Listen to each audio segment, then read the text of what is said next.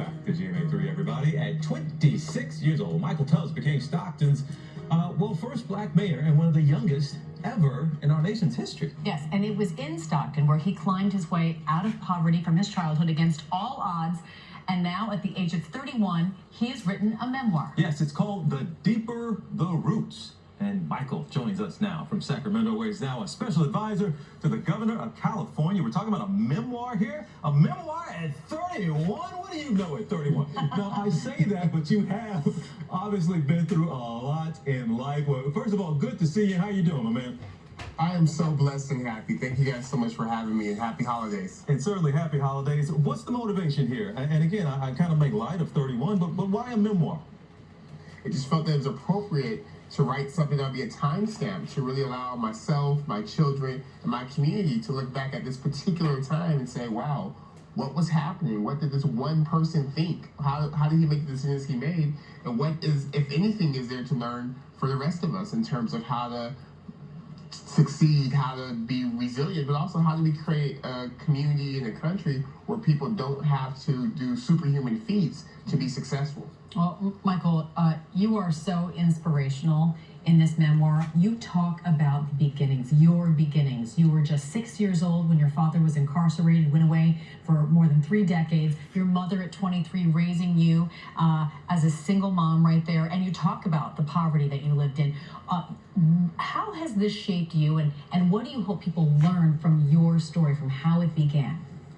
I hope people learn that poverty is not about personal failures. It's about structural, systematic, and policy failures.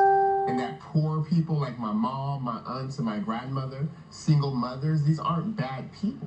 They're in bad environments and have been victims of bad policy decisions that have been made. And also I want people to know that genius is found everywhere. That talent and intellect is truly universal, but resources and opportunities are not. And how much have we lost because there's Michael Tubbses in every community in this country, and we lose so much as a society because they don't get to go to good schools, because they don't have access to programs that help them when they're young in terms of brain development and having the basic necessities needed to survive, and that we could be better off as a country if we really saw the genius and potential of every child, regardless of who their parents are or the choices their parents may have made. In this book, you're leaning on not just the women in your life, but really historic women and black women who've actually been kind of a part of your story in one way or another. And you call this book a love letter to them. Why?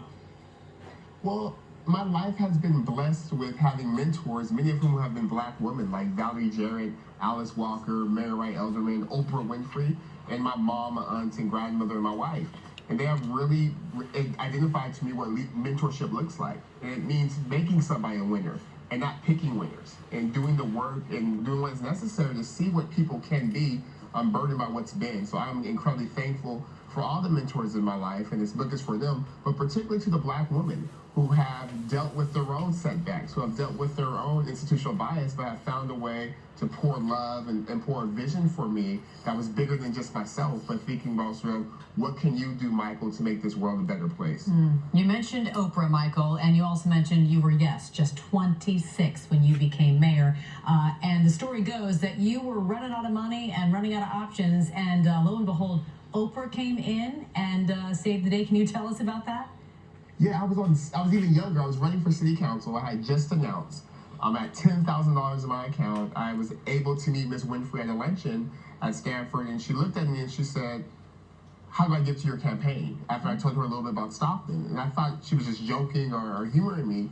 But 3 weeks later, at a time where I had no money really raised since then, where volunteers weren't showing up, there comes a check of $10,000 from Ms. Winfrey. And that was such a big lesson for me all those years ago around the fact that sort of when your vision is really rooted in purpose, provision will come. Because there was no way in the world I could have even imagined Oprah giving to the campaign, particularly giving to my city council campaign at the time when I was ready to quit and give up. What are you running for next? What's the next office?